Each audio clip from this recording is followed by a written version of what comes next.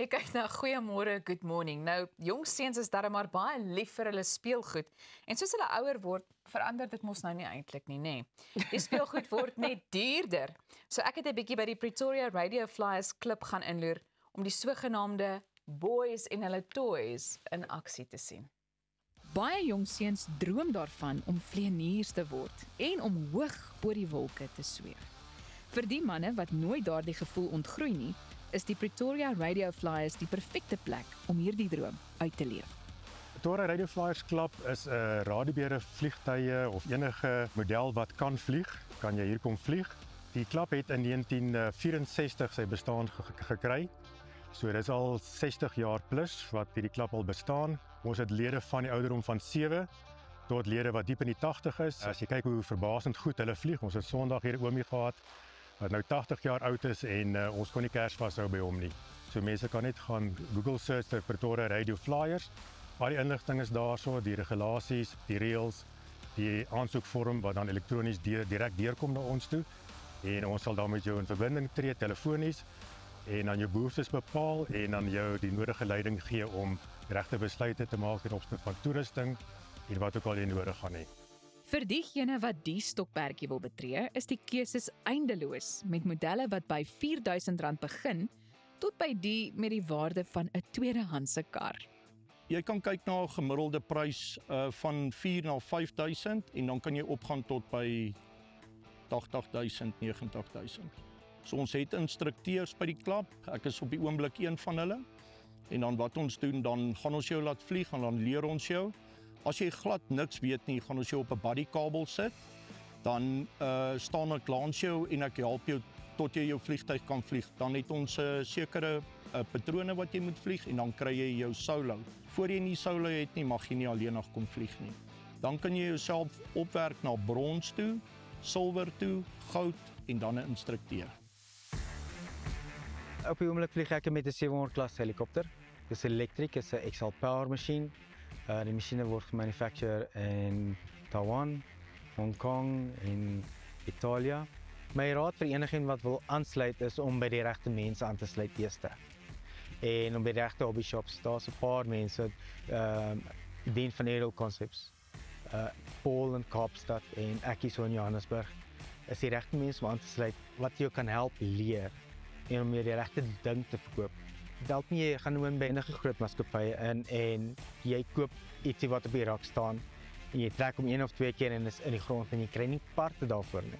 Hierdie sport is uiters pret, maar net soos by die lughawe is daar reëls wat op die aanloopbaan gevolg moet word. Okay, hier staan ons nou op die aanloopbaan wat ons nou gebruik om ons vliegtuie op te styg en ook te land.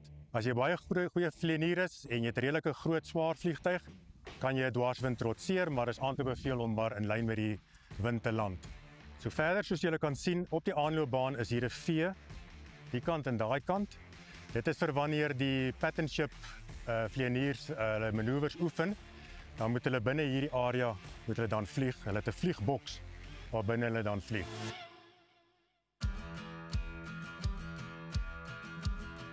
En Jared gaan vir ons die control check vir vorentoe agtertoe. En vorentoe agtertoe. Links en regs. Radar links. Radar regs. Ons gaan dan begin met gewone TikToks na ons toe. En TikTok begin. It is all angles all the time. There's no time to think. It is you and concentration. And motor off. And small baby auto. Dis duidelik nooit te laat om jou kinderdrome uit te leef nie. So, as jy nog altyd 'n vlieënier wou word, kan jou drome op hierdie aanloopbaan opstyg. Interessante insetsel, né? Nee? Baie. Ja. Nou ons almal besef dat iemand vir wie ons lief is dalk een of ander tyd die soort sorg gaan benodig wat ons nie self by die huis kan bied nie. Ons gesels nou met die finansiële bestuurder van Procare, Fred Wildebeer, en die bemarkingsbestuurder Lottie Koen oor wat tuisorg behels. Welkom julle. Baie dankie. Baie dankie Elsa. Nou Lottie, ek dink ek gaan sommer met jou begin deur te vra wat presies is Procare? Procare is 'n maatskappy wat aan hospitale personeel voorsien, maar nie net dit nie, ons voorsien personeel aan frail cares in aftreeorde en mense wat regtig 'n behoefte het om versorging te hê by hulle huise is of by 'n ander plek. dink om net so 'n bietjie verder uit te brei. Die twee hoofbene van ProCare is ProCare Operations en daarmee voorsien ons verpleegpersoneel aan hospitale en aan ander privaat fasiliteite. Dan by ProCare Vrouwcare Management is dit waar ons eintlik die vrouwcare bestuur vir die oord. En ook dan die nodige personeel gee om na die mense te kyk. Verder het ons ook ProCare Training Academy wat die versorgers oplei en dan asook Emmanuel Verpleegskool waar dan geregistreerde verpleegsters oplei. So, hoe begin ek as ek nou agterkom ek het 'n familielid wat tuisversorging nodig het? Waar is die beginpunt van daardie proses? Ek dink dit is 'n baie belangrike vraag want eerstens moet jy as ouer besef jy raak ouer en jy het hulp nodig, maar ons struggle eintlik soos jy kan sê is met kinders wat nie wil hê hulle ouers moet na Afrika toe gaan of na 'n versorgingsfasiliteit nie.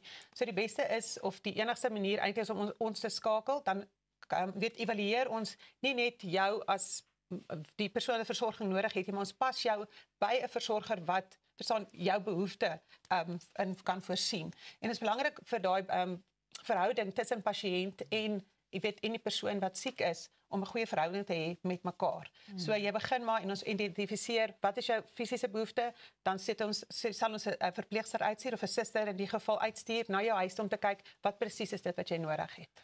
Ek dink dit is baie meer kompleks as wat mense besef, tuisversorging. En bietjie gratis advies. Ek is in finansies, so dit gebeur nie baie nie. Is ook wees baie waaksaam om julle gewone huishulpe probeer versorgers te maak. Hulle het nie die nodige kwalifikasies nie, hulle het nie die nodige ervaring nie. En ongelukkig jy kort bietjie leiding van 'n gekwalifiseerde verpleegster om 'n versorgingsplan op te stel wat gevolg moet word. Ek dink iets wat mense glad nie besef nie is daai huishulp het geen dekking in terme van versekering nie. So as daar 'n situasie gebeur, dan is daar baie erger gevolge. Ja. Ek wil ook vra, ek meen watter spesifieke take kan 'n tuisverpleegster verrig om te help met die daaglikse lewe? Ons noem dit soos 'n allrounder. Hulle maak vir hulle ontbyt, hulle maak middagete, hulle sorg dat hulle gestort word, aangetrek word, medikasiebeheer wat toegepas word, maar nie net dit nie. In meeste van ons gevalle is dit net companionship, want dit is mense wat lank getroud was, weet wat 40, 50 jaar jou maatjie gehad het en nou skielik val daai persoon weg. So party van die mense cope nie daarmee nie. So dis vir ons belangrik dat jy iemand daar plaas wat ook deur die dag met jou gesels en dit is 'n 24/7 diens wat ons aanbied. So daar sal obviously 'n nagskof inkom en dan weer 'n dagskof uit. So dit is baie belangrik om daai konnektasie tussen pasiënt en versorger te hê. Ja, ons daar selfs 'n pakket waar die versorger inbly by jou. Ja. Dit is 'n bietjie ook finansiëel makliker. Want daar's nie twee versorgers wat die hele tyd na jou toe moet kom nie. Soos wat jy kan dink, personeelkostes hardloop bietjie weg as daar 'n dagskof is en 'n nagskof is. En so dis 'n baie populêre pakket. Weet plaas van dat 'n huishulp by jou inbly, bly 'n versorger by jou en hulle help om kos te maak, hulle help self met die skottelgoed. Weet so hulle maak seker die huis is in orde. Opgepas, ja. Dis 'n baie gespesialiseerde werk en ek wil eintlik praat oor 'n spesifieke toestand, demensie.